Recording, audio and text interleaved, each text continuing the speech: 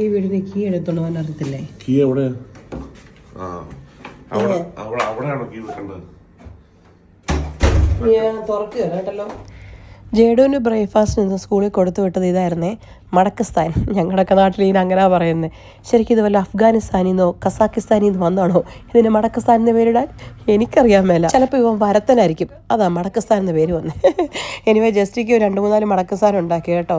എനിക്ക് ചോറിന് സ്കൂളിൽ നിന്ന് ഹോസ്പിറ്റലിൽ കൊണ്ടുപോകാൻ വേണ്ടി ഇച്ചിരി മത്തി എടുത്ത്. എനിക്കറിയാം ഇത് നാറുന്നത്, മറ്റേ സിനിമയിൽ പറയുന്ന പോലെ ഉണക്കമീൻ പോലെ മൊത്തം നാറിയാലും നമുക്ക് നല്ല രുചിയായിരിക്കുവേ. സാറേ, ഈ അടുക്കള വന്ന് സഹായിച്ച കയ്യിലെ വളയൊന്നും ഒരുപ്പോവല്ലോ കേട്ടോ. ഇവിടെ ഇരിക്കുവോ ഫോണും നോക്കിയോണ്ട്? രാവിലെ വല്ല ഞമ്മ നോക്കണേ വന്ന് അടുക്കള വന്ന് ഹെൽപ്പ് ചെയ്യേ.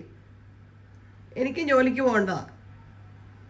അവിടെ ഇരുന്ന് മടക്കസ്ഥാൻ കാര്യമാകുന്നു അല്ലാതെ എന്നാ ഞാൻ ബാത്റൂമിൽ പോയപ്പോ അതൊന്ന് തിരിച്ചിടുക. പൊട്ടനാണോ? ചെവി കേൾക്കുവോ? വേണം ഉണ്ടാക്കി കഴിക്കേ. ഇന്നലെ ഉണ്ടാക്കി തന്നിട്ട് കഴിച്ചോ? ഇല്ലല്ലോ. ഇനി എനിക്കുള്ള പായ്ക്കിംഗ് ആണേ. എനിക്ക് ഞാൻ പറഞ്ഞില്ലേ ചോറെടുത്തു, പിന്നെ ചോറിനോട് ഞാൻ കറി എടുത്തത് നമ്മുടെ മേരിക്കുട്ടി മെഴുക്കുരട്ടി ഉണ്ടായിരുന്ന പയറ്, അത് വേറിട്ട് ഒരു ബാഗിനകത്തല്ല, മൊത്തം തെറ്റാ, ഒരു ബോക്സിനകത്തെടുത്തു. പിന്നെ ബ്രേക്ക്ഫാസ്റ്റ് ഞാൻ പറഞ്ഞില്ലേ കുക്കുമ്പോഴും പിന്നെ അതിൻ്റെ ഡ്രസ്സിങ് വരുന്നേ, കാരണം ഉച്ചയ്ക്ക് ചോറായതുകൊണ്ട് രാവിലെ ഇച്ചിരി ലൈറ്റായി കേൾക്കാമെന്ന് വിചാരിച്ചു. പിന്നെ ഇത് തിന്നാൻ കൊള്ളുന്ന സാധനമൊന്നും അല്ലെന്നേ, കഴിക്കാനുള്ള സ്പൂണ്.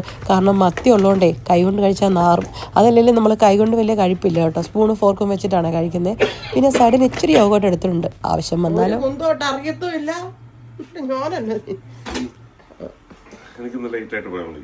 അതുകൊണ്ട് ഞാൻ എന്നാ വേണം